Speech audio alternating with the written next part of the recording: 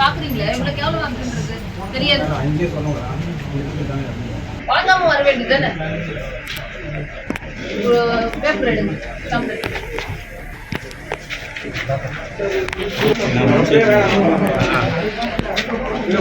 ஆனான்னு நிறுத்திட்டு நீங்க வந்து பேசுனீங்கன்னா நீங்க யோகியா. நேற்று வந்துட்டு வானான்னு தான் சொன்னாங்க சொல்லுங்க. பர்ச்சேஸ் இருக்குதா? நீங்க பர்ச்சேஸ்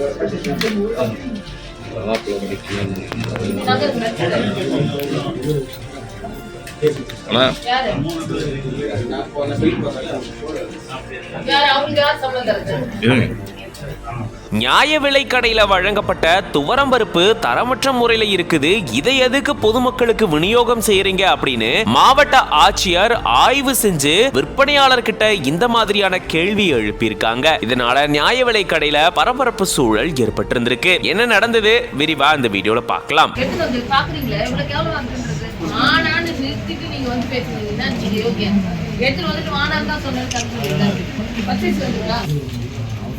ராணிப்பேட்டை மாவட்டம் கலவை அடுத்திருக்கக்கூடிய குட்டியம் கிராமத்துல நியாய விலை கடை செயல்பட்டு வருது. அந்த வழியா மாவட்ட ஆட்சியர் வளர்மதி அவர்கள் போயிருந்திருக்காங்க. அப்பதான் திடீர்னு இந்த நியாய விலை கடைக்கு வந்து ஆய்வு பணியை மேற்கொண்டிருக்காங்க. அப்போ அங்க பொதுமக்களுக்கு துவரம்பருப்பு விநியோகம் செய்யப்பட்டு வந்திருக்கு. ஆனா இது தரமற்ற முறையில் இருக்கிறதா மாவட்ட ஆட்சியர் இது தொடர்பா விற்பனையாளர் கிட்ட கேள்வி எழுப்பியிருக்காங்க. இந்த பருப்பை மாத்தித்தாங்கன்ற மாதிரி மாவட்ட ஆட்சியர் சொல்லி இருந்திருக்காங்களாம். அதுக்கு குடோன்ல இருந்து வரக்கூடிய பருப்பு இந்த மாதிரி தான் இருக்கு அப்படின்ற மாதிரி விற்பனையாளர் சொன்னதா கூறப்படுது. இதை தொடர்ந்து அதிகாரிகளை அங்க ஆய்வு மேற்கொள்ள சொல்லி மாவட்ட ஆட்சியர் உத்தரவிட்டிருந்திருக்காங்க. இப்படி நியாய விலை கடையில திடீர்னு மாவட்ட ஆட்சியர் போயிட்டு ஆய்வு மேற்கொண்டு துவரம்பருப்பு தரமற்ற முறையில் இருக்கு அப்படின்ற மாதிரி அவங்க தெரிவிச்சிருக்கிறது பெரும் பரபரப்பு சூழலை ஏற்படுத்தி இருக்கு. இது பத்தின உங்களோட கருத்துக்களை கமெண்ட்ஸ்ல சொல்லுங்க.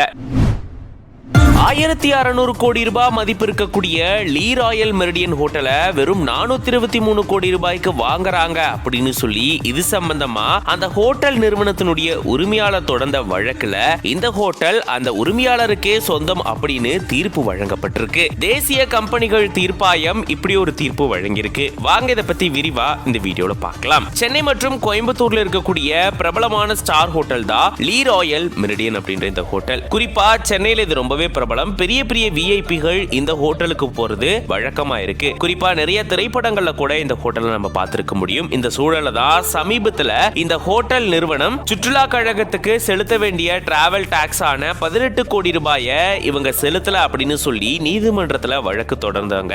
இந்த நிலையில தான் 18 கோடி ரூபாய் அதனுடைய வட்டியை சேர்த்து இந்த நிறுவனம் அந்த தொகையை வந்து கட்டணும் அப்படின்ற மாதிரி தீர்ப்பு வழங்கப்பட்டுச்சு. ஆனா இந்த தொகையை கட்டாம இவங்க காலம் தாழ்த்திட்டு வந்ததா கூறப்படுது. இதை தொடர்ந்துதான் திவால் நடவடிக்கையா வங்கி மூலமா இந்த பிரபலமான ஸ்டார் ஹோட்டல்கள் விற்கக்கூடிய சூழலுக்கு தள்ளப்பட்டதா கூறப்படுது. அதை தொடர்ந்துதான் எம்ஜிஎம் நிறுவனம் 423 கோடி ரூபாய்க்கு சென்னை மற்றும் கோயம்புத்தூர்ல இருக்கக்கூடிய இந்த ஸ்டார் ஹோட்டல்களை வாங்க போறதா தகவல்கள் வெளியாச்சு. இந்த நிலையில தான் 1600 கோடி ரூபாய் மதிப்பு